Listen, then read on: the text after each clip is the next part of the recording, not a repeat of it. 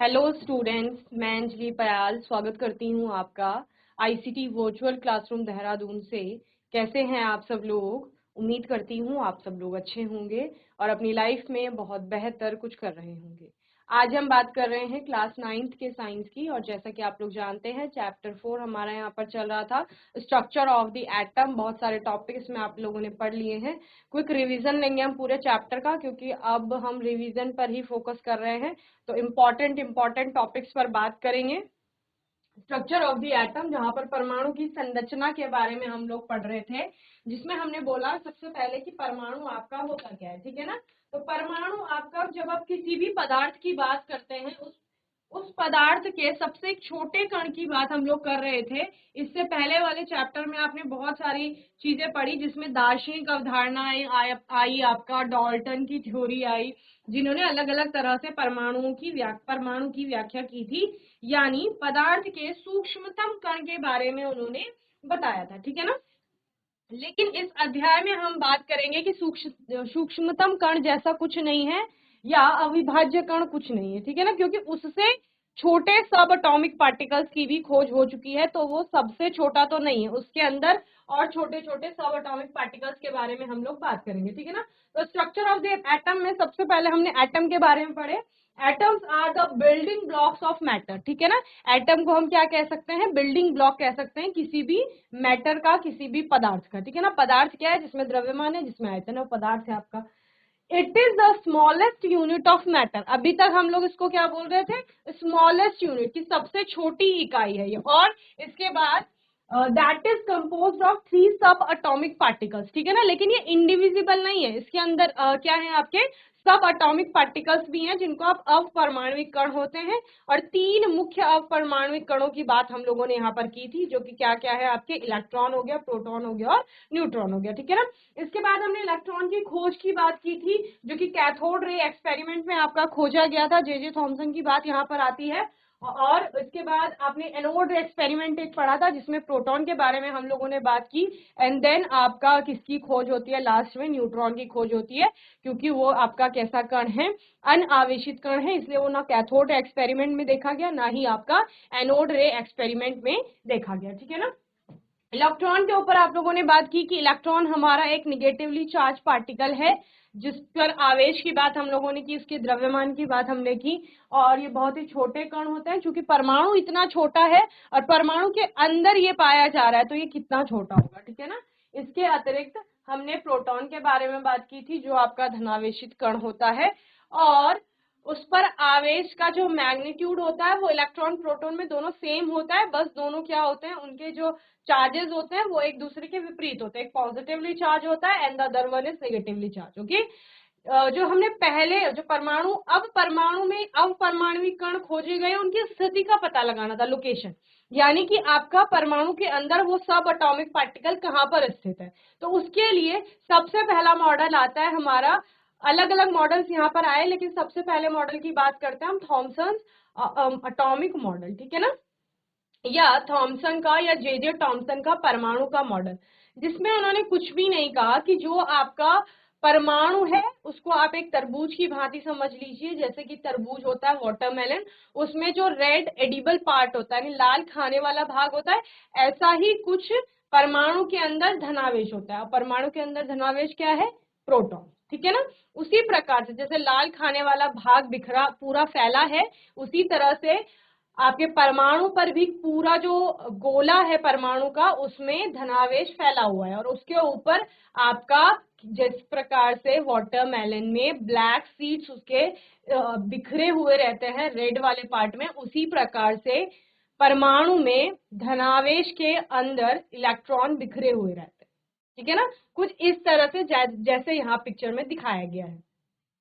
तो इस तरह से उन्होंने आपके परमाणु के बारे में बताया था। और प्लम पुडिंग मॉडल भी इसको कहा जाता है, क्योंकि पुडिंग में भी वही होता है आपका, जिस तरह से ड्राई फ्रूट बिखरे हुए हैं, उसी तरह से पुडिंग, यानी कि आपका पॉजिटिव चार्ज के ऊपर इलेक्ट्रॉन्स बिखरे हुए होंगे, ऐसा उन्होंने बोला। ठीक है ना? So according to Thomson, an atom consists of a positively charged sphere and electrons are embedded in it. Okay, क्या कहा गया यहाँ पर कि जो आपका परमाणु होता है वो धनावेशित गोले के समान होता है और उसमें इलेक्ट्रॉन यानी निगेटिवली चार्ज पार्टिकल बिखरे हुए रहते हैं, ठीक है ना। पॉजिटिव और जो इलेक्ट्रिक पॉजिटिव और जो आपका निगेटिव चार्ज है वो दोनों मैग्नीट्यूड में इक्वल होते हैं। तो एज अ होल आपका पूरा परमाणु इलेक्ट्रिकली न्यूट्रल होता है, यानी वैद्युत रूप से कैसा होता है, उदासीन होता है, ठीक है ना। यानी जो नेगेटिव यानी कि आपका ऋणावेश जिसे आप कह रहे हो, ठीक है, और पॉजिटिव चार्ज यानी कि धनावेश, तो ऋणावेश और धनावेश दोनों की मात्रा समान है, लेकिन दोनों क्योंकि विपरीत आवेश हैं इसीलिए जो आपका पूरा परमाणु है वो पूर्ण रूप से कैसा है, आपका उदासीन है, उस पर पर्टिकुलरली कोई चार्ज नहीं। उसके अंदर चार्ज पार्टिकल्स हैं लेकिन दोनों के चार्ज पार्टिकल की आप जब बात करते हैं मैग्नीट्यूड सेम है तो वो क्या हो रहा है, ऑल ओवर उदासीन हो रहा है। ओके, इसके अतिरिक्त हमें क्या बताया गया, the first model of an atom to be put forward and taken into consideration, ठीक है। जैसे मैंने आपको बताया बहुत सारे मॉडल आए लेकिन ये उनमें से पहला मॉडल था जिसके बारे में हम पढ़ रहे हैं यहाँ पर और जिसको कंसीडर किया गया। ओके, देन हमने इसके कुछ ड्रॉबैक्स की भी बात की थी, क्योंकि यहाँ पर जब परमाणु के द्रव्यमान की बात आती है तो क्योंकि प्रोटॉन और सिर्फ इलेक्ट्रॉन की बात हुई तो न्यूट्रॉन जैसे पार्टिकल के बारे में यहाँ पर नहीं बताया गया था। इसके बाद न्यूट्रॉन की खोज होती है, क्योंकि अगर नाभिक का आवेश जो नाभिक में द्रव्यमान है, जो नाभिक का द्रव्यमान है वही पूरे परमाणु का द्रव्यमान है, तो अभी तक तो नाभिक में सिर्फ प्रोटॉन की बात हो रही थी, लेकिन जब द्रव्यमान देखा गया तो टोटल जो प्रोटॉनों की संख्या थी और जो परमाणु का द्रव्यमान था वो इक्वल नहीं था। प्रोटॉनों की जो संख्या थी वो कम आ रही थी और द्रव्यमान अधिक आ रहा था। इसका मतलब प्रोटॉन के अलावा कोई और पार्टिकल वहां पर उपस्थित है नाभिक में जो परमाणु के द्रव्यमान में योगदान देता है। ओके, देन उसके बाद एक अनावेशित कण की खोज होती है जिसे न्यूट्रॉन नाम दिया गया था। ओके, तो बहुत सारे आप यहाँ पर क्या पढ़ते हैं, इसके ड्रॉबैक्स पढ़ते हैं, जहां पर ऐसा नहीं था कि जो आपका पूरा प्रोटॉन है वो पूरे स्फेयर में फैले हुए हैं, ऐसा कुछ वहां पर देखने को नहीं मिलता है। तो हमने इसके आपके लिमिटेशंस भी पढ़ी थी। देन उसके बाद हमारा आता है रदरफोर्ड का एटॉमिक मॉडल, ठीक है ना।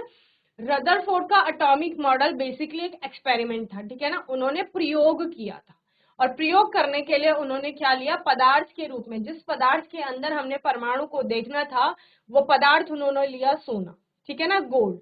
गोल्ड की उन्होंने एक फॉइल ली, सोने की एक बहुत पतली शीट ली, चादर ली या सोने की बहुत पतली पन्नी ली उन्होंने, और इतनी पतली ली कि उसकी जो मोटाई थी वो लगभग 1000 एटम के अप्रॉक्स थी, ठीक है ना। यानी मोटाई में आपके 1000 एटम आ रहे होंगे, तो 1000 एटम कितने छोटे होते हैं, तो बहुत पतली शीट थी वो।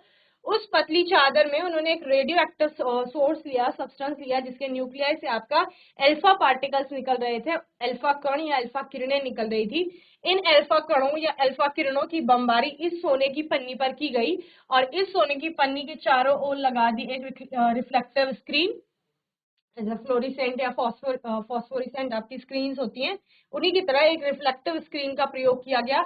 ऐसा क्यों किया गया, ताकि अल्फा कण जब यहाँ टकराएं तो अल्फा कण ऐसे तो दिखाई नहीं देंगे, लेकिन जब वो रिफ्लेक्टिव स्क्रीन पे आपका जाएंगे, टकराएंगे, तो वहां पर एक प्रकार की चमक उत्पन्न करेंगे, ठीक है। तो हमें पता चल सके कि अल्फा कण सोने की पन्नी पर टकरा करके किस तरह से बिहेव कर रहे हैं, तो उसके लिए अल्फा कण उसके लिए इस रिफ्लेक्टिव स्क्रीन का यूज किया गया। ओके, अल्फा कण आपके धनावेशित कण थे। ओके, तो होता क्या है, जब रदरफोर्ड यहाँ से अल्फा कण इस सोने की पन्नी पर डालते हैं तो बहुत सारे कण उस सोने की पन्नी को पार करके निकल जाते हैं, यानी रिफ्लेक्टिव स्क्रीन पे यहाँ चमक उत्पन्न होती है। इसका मतलब क्या है, अल्फा कण यहाँ टकराए, ठीक है।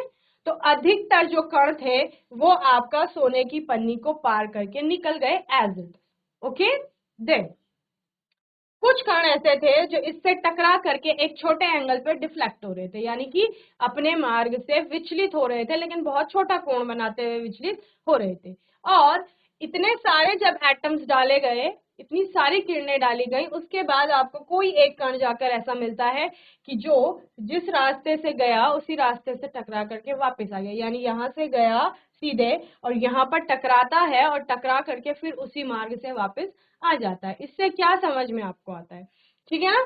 तो एक्सपेरिमेंट में ये सारे ऑब्जर्वेशन थे, ये सारे प्रेक्षण देखने को मिलते हैं कि हमें दिख रहा है कि रिफ्लेक्टर स्क्रीन में गोल्ड फॉइल के ठीक सामने अगर चमक उत्पन्न हो रही है, इसका मतलब इसको पार करके सारे अल्फा कण निकल गए। अगर यहाँ कहीं चमक उत्पन्न हो रही है, इसका मतलब जो अल्फा कण गया वो छोटे एंगल पर आपका क्या हो गया, डिफ्लेक्ट हो गया। और अगर यहाँ से गया और यहीं पीछे डायरेक्ट उसके क्या होती है, चमक उत्पन्न होती है, तो इसका मतलब जिस रास्ते से गया उसी पर वापस आ गया।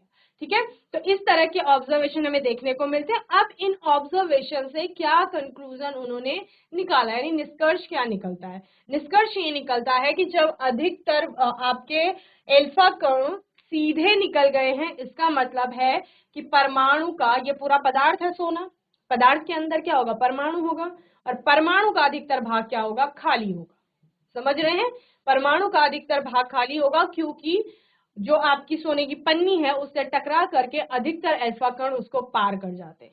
ठीक है, तो खाली स्थान से ही पार हुए होंगे। अगर वहां पे कुछ होता तो वो टकरा करके कुछ ना कुछ आपका अलग से शो करते या कुछ और ऑब्जर्वेशन हमको देखने को मिलती। इसके अतिरिक्त क्योंकि आपका वो पॉजिटिवली चार्ज अल्फा पार्टिकल यहाँ से बहुत कम कण टकरा करके एक छोटे एंगल पर डिफ्लेक्ट होते हैं, दैट मीन्स कि वहां पर पॉजिटिव पार्ट है, पॉजिटिव पार्टिकल्स हैं। लेकिन वो पॉजिटिव पार्टिकल जो हैं, यानी कि धनावेशित कण जिन्हें हम बोल रहे हैं, वो धनावेशित कण बहुत कम स्थान घेरे हुए हैं, यानी फैले नहीं है पूरे, जो थॉमसन ने बोला था। वो एक कॉन्सेंट्रेट हो रखे हैं एक जगह पे, या आप क्या बोल सकते हैं कि ये बहुत कम आयतन घेरे हैं। ठीक है, अब ये सब निष्कर्ष निकालने के बाद उन्होंने अपने मॉडल में कहा क्या, मॉडल में ये कहा गया कि परमाणु का अधिकतर भाग खाली होता है, परमाणु में जो धनावेश है वो धनावेश उसके केंद्र में स्थित है, जिसको नाभिक नाम दिया गया। ठीक है, तो परमाणु का केंद्र जो है वो नाभिक होगा, और नाभिक कैसा होगा, धनावेशित होगा, क्योंकि उसमें धनावेशित आपके कण हैं, यानी कि प्रोटॉन वहां पर उपस्थित है। और इलेक्ट्रॉन जो होते हैं वो नाभिक के चारों ओर घूम रहे होते हैं कक्षाओं में। तो इतना रदरफोर्ड के मॉडल में हमें देखने को मिलता है। अब इस मॉडल की कमियां क्या थी उन पर हम लोग बात करेंगे, पर पहले रदरफोर्ड के मॉडल को समझ लो। In this experiment fast moving alpha particles were made to fall on a thin gold foil. His observations were, क्या क्या ऑब्जर्वेशंस थी? First, a major fraction of the alpha particle bombarded towards the gold sheet passed through it without any deflection, and hence most of the space in an atom is empty. Okay, तो यहाँ पर क्या हुआ, उन्होंने observation में क्या देखा कि आपका अधिकतर अल्फा पार्टिकल क्या हो रहे हैं, जो गोल्ड की फॉइल है उससे टकरा करके सीधे निकल रहे हैं। ठीक है ना,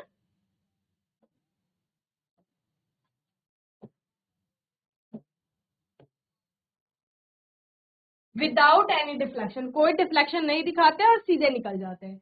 and hence most of the space is an atom is empty. ठीक है ना, तो आपको दिखाई दे रहा होगा ये गोल्ड की शीट है, और इस गोल्ड की शीट से आपका अधिकतर जो अल्फा पार्टिकल है वो सीधे निकल रहे हैं। ठीक है ना, सीधे निकल रहे हैं यानी उसको पार करके निकल रहे हैं। तो इसका मतलब most of the space is an atom is empty. ठीक है ना, अधिकतर भाग जो परमाणु का है वो कैसा है, खाली है। Then some of the alpha particles were deflected by the gold sheet by very small angles, and hence the positive charge in an atom is not uniformly distributed. Okay, और उन्होंने क्या कहा, क्योंकि बहुत कम कण ऐसे हैं जो कि उस पन्नी से टकरा करके एक छोटे एंगल पे डिफ्लेक्ट हो रहा है, दैट मीन्स कि आपके एटम पर पूरा वो पॉजिटिव चार्ज यूनिफॉर्मली डिस्ट्रीब्यूटेड नहीं है। यानी कि जैसा थॉमसन जी ने बोला था, उन्होंने क्या बोला, उन्होंने बोला कि पूरा जो गोला है वो धनावेशित है, लेकिन ऐसा कुछ हमें यहाँ पर देखने को नहीं मिलता है। धनावेशित गोला तो ये नहीं है, धनावेश होगा तो वो हमें कौन बताएगा, वो हमें ये चार्ज पार्टिकल बता रहे, ये जो अल्फा पार्टिकल्स हैं वो बता रहे, क्योंकि वो बहुत कम कण आपका डिफ्लेक्शन दिखा रहे हैं। इसका मतलब बहुत कम स्थान पर धनावेश आपका उपस्थित है। The positive charge in an atom is concentrated in a very small volume. Okay, जो धनावेश है उस परमाणु के अंदर वो एक बहुत छोटा स्थान घेरे हुए है। ठीक है ना, तो इतनी चीजें हमें ऑब्जर्वेशन में यहाँ पर देखने को पता चली है इस एक्सपेरिमेंट में, रदरफोर्ड के मॉडल में। जब हम रदरफोर्ड के मॉडल के बारे में पढ़ते हैं तो मेन पॉइंट यहाँ से एक निकल कर आता है कि रदरफोर्ड ने नाभिक की खोज की थी परमाणु के अंदर। उन्होंने बताया था कि परमाणु के नाभिक में धनावेश पाया जाता है, ठीक है ना। तो ये सही भी था, ये स्टेटमेंट सही था परमाणु को लेकर के। तो यहाँ से हमें इतना पता चल गया था कि परमाणु के का एक नाभिक है जो उसका सेंटर पॉइंट होगा जहां पर के धनावेश पाया जाएगा, यानी कि प्रोटॉन होगा, ठीक है। चलिए जल्दी से इसे नोट करेंगे फिर आगे चलिए। चलिए नेक्स्ट है, very few of the alpha particles were deflected back, that is only a few alpha particles had nearly 180-degree angle of deflection. So the volume occupied by the positively charged particle is an atom is very small as compared to the total volume of an atom. ठीक है ना, क्या कहा गया है यहाँ पर, क्योंकि आपको बहुत कम कण ऐसे दिख रहे थे जो कि क्या हो रहा था 180 डिग्री के एंगल पे आपका वापस आ रहे थे, ठीक है ना। यानी कि वो वहां पर शीट से टकरा रहे थे और जिस रास्ते से गए थे उसी रास्ते से वापस आ रहे थे। तो ऐसे बहुत कम कण थे। इसका मतलब क्या था कि जो पॉजिटिवली चार्ज पार्टिकल्स हैं उनके द्वारा जो ऑक्यूपाइड स्पेस है पूरे एटम में, वो एटम के अपने पूरे साइज के कंपैरिजन में क्या है, बहुत छोटा है। यानी एटम बहुत बड़ा है, ये आपका पूरा बड़ा एटम है, और अगर हम इसमें नाभिक की बात करें या उस धनावेश की बात करें तो वो बहुत कम स्थान घेरे हुए, ठीक है ना।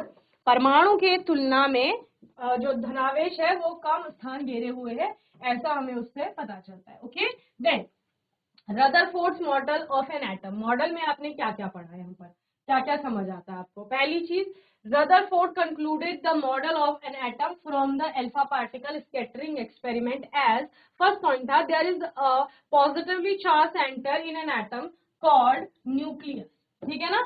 आपका जो पूरा परमाणु है उस परमाणु में एक धनावेशित केंद्र है, जिस केंद्र को हम क्या नाम दे रहे हैं, नाभिक नाम दे रहे हैं, ठीक है ना। ऐसा नाभिक नाम किसने दिया, वहां पर रदरफोर्ड के मॉडल में दिया गया। Nearly all the mass of an atom resides in the nucleus, ठीक है ना।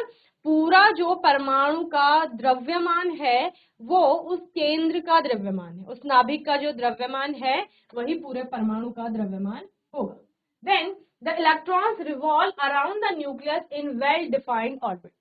जो परमाणु है उस परमाणु में जो इलेक्ट्रॉन होते हैं वो आपका वेल डिफाइंड ऑर्बिट्स में क्या करते हैं, यहाँ पर घूमते हैं नाभिक के चारों। And the size of the nucleus is very small as compare to the size of the atom.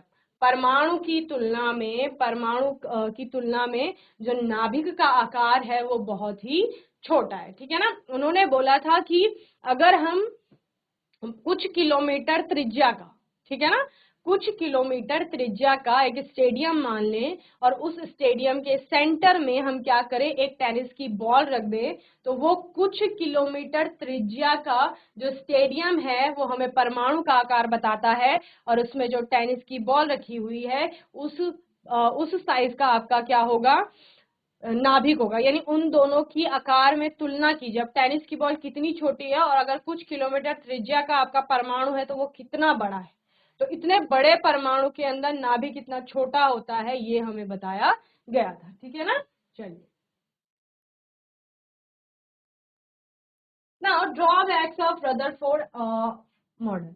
Drawbacks क्या क्या थे, यानी कि लिमिटेशंस क्या क्या थी, कमियां क्या क्या थी इस मॉडल में। तो पहली कमी तो यही थी क्योंकि इलेक्ट्रॉन के घूमने की बात की गई थी, तो चार्ज पार्टिकल जब घूमेगा एक्सीलरेशन शो करेगा, त्वरण में जाएगा, एनर्जी की आपका ह्रास होगा, ऊर्जा का ह्रास होगा।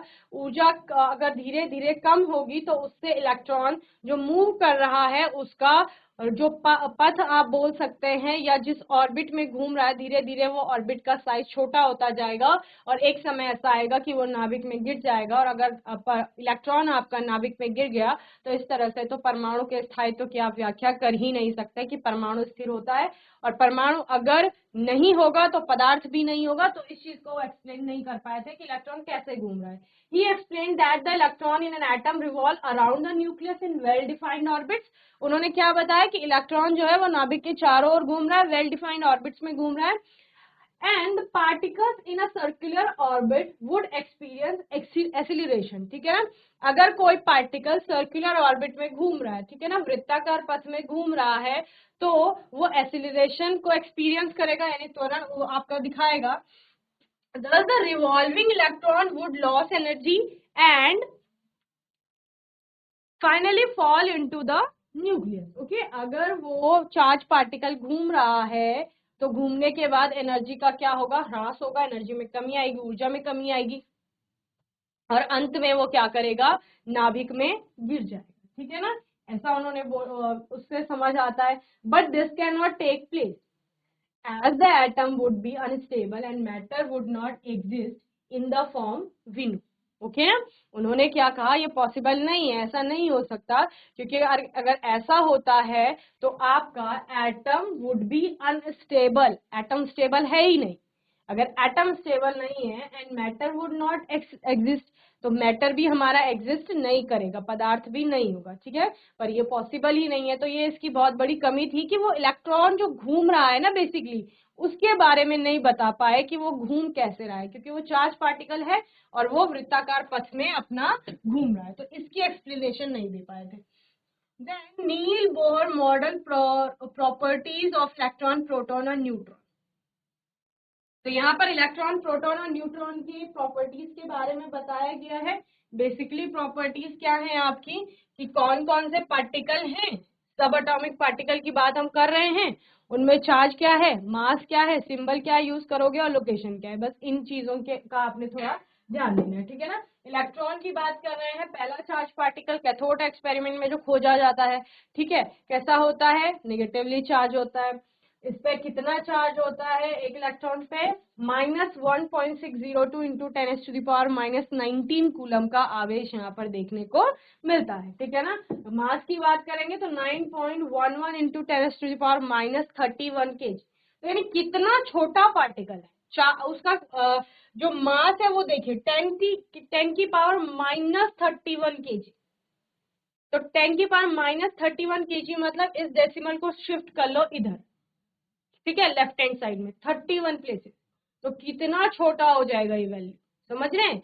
तो इतना हल्का पार्टिकल है, यानी इतना छोटा पार्टिकल है जितना जिसका द्रव्यमान इतना है, और इसका सिंबल इस प्रकार से हम लिखते हैं E-1E, या E के ऊपर भी नेगेटिव साइन करके आप इसको लिख सकते हैं। लोकेशन इसकी क्या है, outside the nucleus in a extra nuclear part, okay ना। कहाँ होता है ये, नाभिक के बाहर होता है, एक्स्ट्रा न्यूक्लियर पार्ट जिसे हम बोलते हैं, वहां पर ये आपका पाया जाता है, ठीक है। देन सेकेंड सब एटॉमिक पार्टिकल की बात करते हैं, जो कि प्रोटॉन है आपका, पॉजिटिव चार्ज इसमें पाया जाता है। तो मैग्नीट्यूड में इलेक्ट्रॉन और प्रोटॉन पर आवेश सेम होता है लेकिन ऑपोजिट, ठीक है ना। तो +1.6, तो +1.602 इंटू 10⁻⁻19 कूलम का ये आवेश इसमें मिलता है, लेकिन यहाँ नेगेटिव में था, यहाँ पॉजिटिव में था, क्योंकि आपको पता है इलेक्ट्रॉन नेगेटिवली चार्ज है और प्रोटॉन आपका पॉजिटिवली चार्ज है, ठीक है ना। मास आपका 1.673 इंटू 10⁻⁻27 kg का होता है, और P के ऊपर आपका पॉजिटिव प्लस का साइन लगा के भी हम इसे रिप्रेजेंट करते हैं, और +1P1 भी हम इसे लिखते हैं, ठीक है ना। लोकेशन की बात करेंगे तो इन दी न्यूक्लियस, न्यूक्लियस में इसका क्या होता है, स्थिति होती है, या वहां पर ये लोकेट होता है। थर्ड आपका पार्टिकल है न्यूट्रॉन, सब एटॉमिक पार्टिकल, जिस पर चार्ज आपका कोई नहीं होता, नो चार्ज, दैट मीन्स कि ये न्यूट्रल है आपका। यहाँ पर लगभग इसी के समान और प्रोटॉन के ही बराबर इस पर क्या पाया जाता है, द्रव्यमान इसका होता है 1.675 इंटू 10⁻⁻27 kg, एंड n से आप इसको दिखाते हैं इन द न्यूक्लियस, यानी नाभिक में इसका क्या है, आपका स्थान है, यानी नाभिक में ये आपको देखने को मिलेगा, ठीक है ना। तो 3 सब एटॉमिक पार्टिकल की बात हम बेसिकली यहाँ पर कर रहे हैं, इलेक्ट्रॉन हो गया, प्रोटॉन हो गया और न्यूट्रॉन हो गया, जिसमें से इलेक्ट्रॉन, प्रोटॉन आपका चार्ज पार्टिकल है, और जबकि न्यूट्रॉन पर आपका कोई चार्ज नहीं है, वो कैसे हैं, वो आपके न्यूट्रल होते हैं, ओके। दोनों पर हमने तीनों पर हमने चार्ज की बात भी कर ली, मास की बात भी कर ली कि कितना होता है, ओके। चलिए, सो अब हमारा नेक्स्ट एटॉमिक मॉडल है Bohr's model of an atom, ठीक है ना। ये मॉडल मैंने आपको होमवर्क में भी पढ़ने को कहा था, कि आप एक बार होमवर्क में देख के आएंगे, ठीक है ना। इस मॉडल में बेसिकली आप बात करेंगे इलेक्ट्रॉन जो आपका न्यूक्लियस के बाहर है, जिसके लिए रदरफोर्ड ने बोला कि वेल डिफाइंड ऑर्बिट्स होंगी, तो उनको कैसे यहाँ पर बोहर ने एक्सप्लेन किया, ठीक है ना। Bohr came up with these postulate to overcome the objection raised against Rutherford's model, ठीक है ना। रदरफोर्ड के मॉडल के अगेंस्ट जितने भी ऑब्जेक्शंस आपके आए थे, यानी कि जो जो लिमिटेशंस थी, बेसिकली उन लिमिटेशंस को खत्म करने के लिए यहाँ पर बोहर ने अपना मॉडल दिया। तो उन्होंने क्या क्या बात करी। सबसे पहली बात, electrons revolve around the nucleus in stable orbit without emission of radiant energy. Each orbit has a definite energy and is called an energy shell or energy level, ठीक है ना। जिस चीज की बात रदरफोर्ड के मॉडल में हो रही थी कि इलेक्ट्रॉन अगर सर्कुलर पाथ पे घूम रहा है तो वो एनर्जी को इमिट करेगा, एनर्जी का वहां पर क्या होगा, आपका एनर्जी को ह्रास होगा, ऊर्जा का ह्रास होगा, जिसके पश्चात उसकी एनर्जी धीरे धीरे खत्म होती जाएगी और वो आखिर में नाभिक में गिर जाएगा। ये बोला गया था रदरफोर्ड के मॉडल में, यानी कि ये बात वहां से निकल के आई थी। तो बोहर ने बोला ऐसा कुछ नहीं होता, इलेक्ट्रॉन घूमता है लेकिन वो एनर्जी रेडिएट नहीं करता, ठीक है ना, एनर्जी को बाहर नहीं निकाल रहा है। और प्रत्येक शेल जो है, ठीक है ना, प्रत्येक जो स्तर होगा या प्रत्येक जो ऑर्बिट जिनको नाम दिया गया था, उन ऑर्बिट की अपनी अपनी अलग अलग एक डेफिनेट एनर्जी होगी, यानी निश्चित ऊर्जा होगा। और इन्हीं को उन्होंने क्या नाम दिया था, ऊर्जा शेल, ऊर्जा कोश या ऊर्जा के स्तर नाम दिया था। ओके, तो इस तरह से उन्होंने इनको नाम दिया। देन एन ऑर्बिट और energy level is designated as K L M N shells, okay ना। उन्होंने क्या कहा, जो प्रत्येक लेवल है, लेवल कौन सा, ऊर्जा का लेवल या जिनमें इलेक्ट्रॉन पाए जा रहे हैं, उनके लिए उन्होंने के एल एम एन शेल ये नाम दिया था, ठीक है। When the electron is in the lowest energy level, it is said to be in the ground state.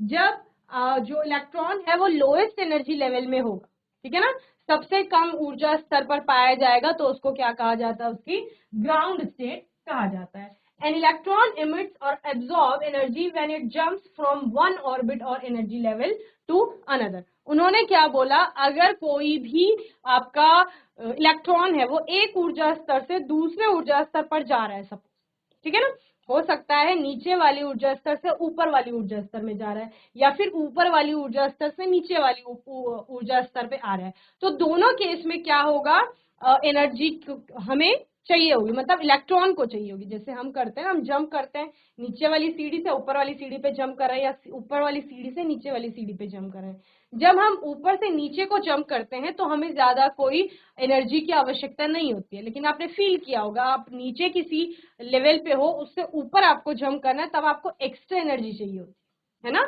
Same electron के साथ हो रहा है, इलेक्ट्रॉन क्या कर रहा है, जब नीचे के ऊर्जा स्तर से ऊपर के ऊर्जा स्तर पर जा रहा है, तब वो एनर्जी को एब्जॉर्ब कर रहा है, ठीक है। ऊर्जा को क्या करेगा, अवशोषित करेगा। ऊर्जा के अवशोषण के पश्चात वो कम ऊर्जा स्तर से उच्च ऊर्जा स्तर या निम्न ऊर्जा स्तर से उच्च ऊर्जा स्तर पर जाता है। सेकेंड वन, जब वो उच्च ऊर्जा स्तर से निम्न ऊर्जा स्तर पे जाएगा तो वो एनर्जी को इमिट करेगा, यानी ऊर्जा को बाहर निकालेगा, ठीक है। तो दो केस हो गए, ये बोहर मॉडल ने बोहर ने कहा था। इसके बाद आपका when it jumps from a higher energy level to a lower energy level, it emits energy while it absorbs energy when it jumps from lower energy level to higher energy level, ठीक है ना, ये मैंने आपको समझा दिया है। तो इस तरह से बोहर के परमाणु मॉडल में हमने कई चीजें पढ़ी। तो यहाँ पर समझ लीजिए, ये हो गया आपका धनावेशित नाभिक, तो आपको रदरफोर्ड ने बता ही दिया था। यहाँ पर बेसिकली बात हुई है इलेक्ट्रॉन के ऊपर। इलेक्ट्रॉन अलग अलग ऊर्जा कोशों में है, ठीक है ना, ये के वाली है, ये एल वाली है, ये एम वाली कोश है पूरी, ठीक है, ये एन है, इसी तरह से अलग अलग कोश उसकी आएंगी, जिनमें बोहर ने क्या कहा कि इलेक्ट्रॉन जो है वो ऊर्जा को रेडिएट नहीं करता है, ऊर्जा को बाहर नहीं निकाल रहा है, बल्कि वो डेफिनेट ऊर्जा के स्तरों में पाया जा रहा है, ठीक है ना, ऑर्बिट्स में पाया जा रहा है। उन्हीं ऑर्बिट्स को उन्होंने ऊर्जा का स्तर नाम दिया, ठीक है। फिर उन्होंने क्या बोला, इन ऊर्जा स्तरों के लिए हम डेजिग्नेशन यूज करेंगे, क्या क्या, के हो गया, एल हो गया, एम हो गया, एन हो गया, इस तरह, ओके। और कोई भी जो इलेक्ट्रॉन है, जब वो लोएस्ट एनर्जी लेवल पे होगा तो उसको कहा जाता है ग्राउंड स्टेट। जब वो सबसे कम ऊर्जा स्तर पर होगा तो उसको क्या कहा जाएगा, ग्राउंड स्टेट कहा जाएगा। एक्साइटेड स्टेट कब आएगी, जब कोई इलेक्ट्रॉन लोअर से हाइयर एनर्जी लेवल पे जाएगा तो उसको कहा जाता है एक्साइटेड स्टेट, ठीक है ना। इसके अतिरिक्त जब कोई भी इलेक्ट्रॉन ऊर्जा को अवशोषित करता है या ऊर्जा को बाहर निकालता है, दो केस होते हैं। ऊर्जा को अवशोषित कब करेगा, जब वो नीचे के या निम्न ऊर्जा स्तर से उच्च ऊर्जा स्तर पर जाएगा, ठीक है ना। और ऊर्जा को वो बाहर कब निकालेगा, जब वो ऊपर के ऊर्जा स्तर से यानी उच्च ऊर्जा स्तर से निम्न ऊर्जा स्तर पर आएगा, ठीक है ना। ऊपर से नीचे आया तो ऊर्जा बाहर निकालेगा, नीचे वाले लेवल से ऊपर के लेवल पे गया तो आपका ऊर्जा यानी जो एनर्जी है उसको क्या करेगा, एब्जॉर्ब करेगा, ठीक है। तो बोहर का परमाणु मॉडल यही है।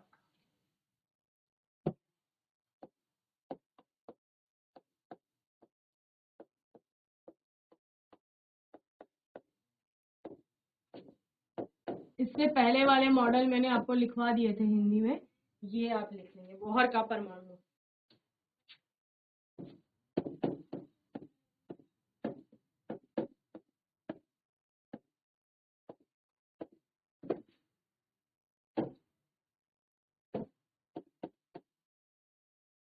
इलेक्ट्रॉन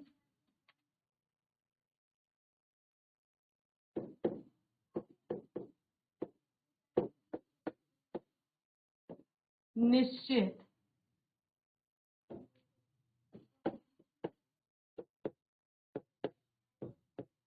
कक्षकों में घूमते हैं जिन्हें कोश या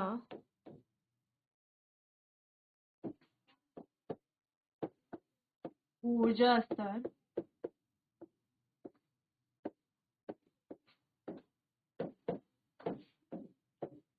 कहा जाता है, ठीक है ना।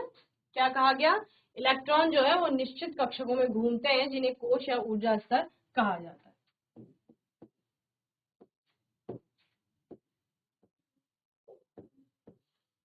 इन कोशों को के एल एम एन के रूप में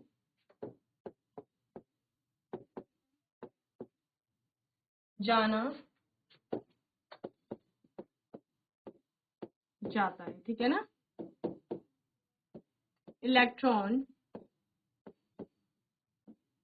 घूमते समय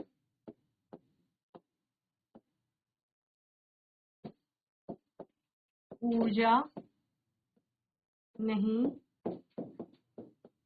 निकालते, या आप रेडिएट एनर्जी आपने लिखा था ना। इसके अतिरिक्त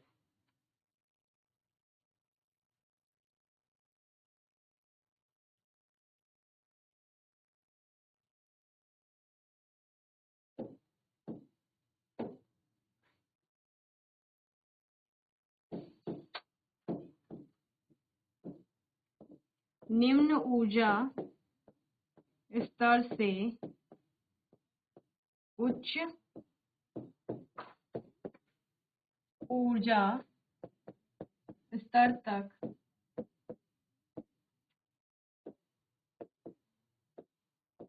जाने पर इलेक्ट्रॉन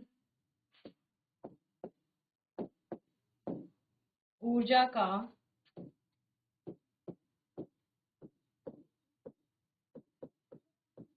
अवशोषण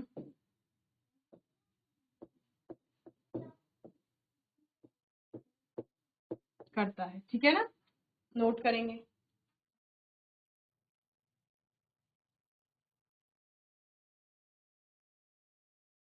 और दूसरा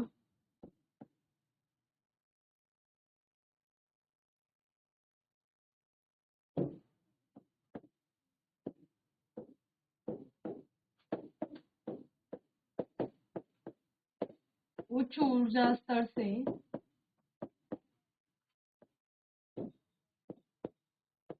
निम्न ऊर्जा स्तर पर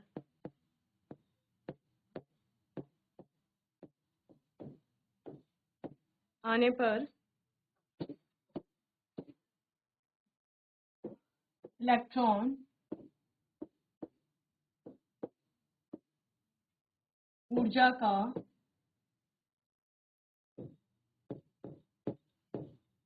उत्सर्जन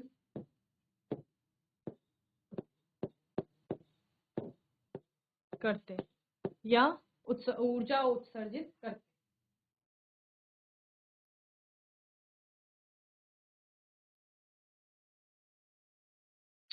चलिए, तो ये कुछ चीजें आपने बोहर के मॉडल में पढ़ी, जहां पर अलग अलग कोशों की बात हुई यहाँ पर, और जो प्रत्येक कोश है उसकी अपनी कुछ निश्चित ऊर्जा है, और उस निश्चित ऊर्जा के कोश के लिए हमने क्या वर्ड यूज किया, ऊर्जा स्तर भी हमने वर्ड यूज किया। इसके अतिरिक्त इलेक्ट्रॉन जो है, जो बेसिकली रदरफोर्ड की कमी थी कि वो नहीं बता, वो कह रहे थे, वहां पर हमने पढ़ा कि इलेक्ट्रॉन जो है वो जब सर्कुलर पाथ पे आपका मूव कर रहा है तो उस टाइम वो क्या करेगा, आपका एनर्जी को बाहर निकालेगा। क्योंकि एनर्जी उसकी खत्म हो रही है धीरे धीरे, तो इलेक्ट्रॉन का पाथ धीरे धीरे छोटा होता जाएगा। एक समय आएगा कि इलेक्ट्रॉन घूमते घूमते और सेंटर जो उसका है, नाभिक है, उसमें गिर जाएगा।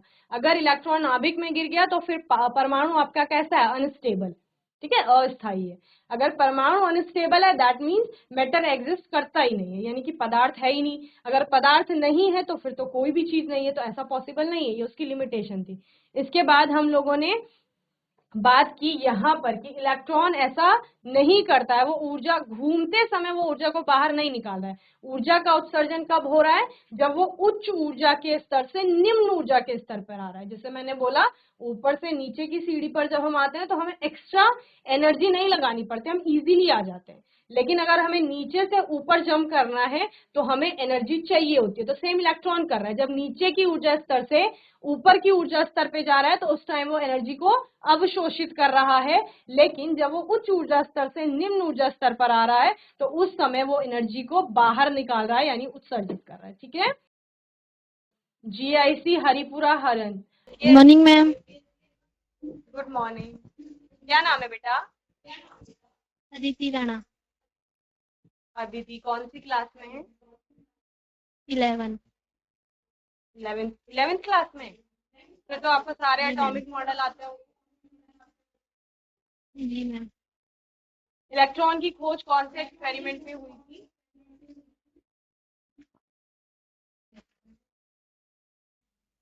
मैम आप रदरफोर्ड के मॉडल में।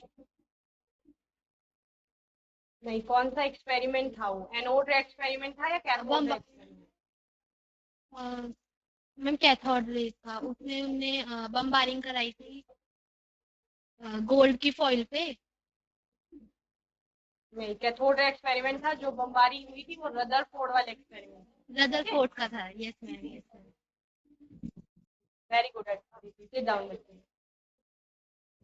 तो कैथोड रे एक्सपेरिमेंट, एनोड रे एक्सपेरिमेंट है आपके सिलेबस में, रदरफोर्ड का मॉडल है, बोहर का मॉडल है, सारे मॉडल अच्छे से पढ़ लेंगे। बेसिकली जो 9th का आपका सिलेबस होता है वही थोड़ा इलेबोरेट करके 11th में ऐसे, तो उसको पढ़ लेंगे आप लोग। और आज के सेशन में हमने सारे एटॉमिक मॉडल्स पे बात की। बाकी आपका कोई डाउट होगा, कोई क्वेश्चन होगा तो आने वाले सेशन में हम लोग लेंगे। और हमारे जो भी 9th में साइंस में केमिस्ट्री के अंतर्गत जितने भी चैप्टर आते हैं उनका रिवीजन अब हम लोग करेंगे स्टार्ट। और आज के सेशन में जीआईसी हरिपुरा हरन से अदिति ने बहुत अच्छे से आंसर किया, सभी बच्चों ने अच्छे से रिस्पॉन्स किया। ऐसे ही पढ़ाई करते रहिए, कोई डाउट होगा, क्वेश्चन होगा तो आने वाले सेशन में आप लोग पूछ लेंगे। और तब तक के लिए आईसीटी वर्चुअल क्लासरूम से जुड़ने के लिए धन्यवाद।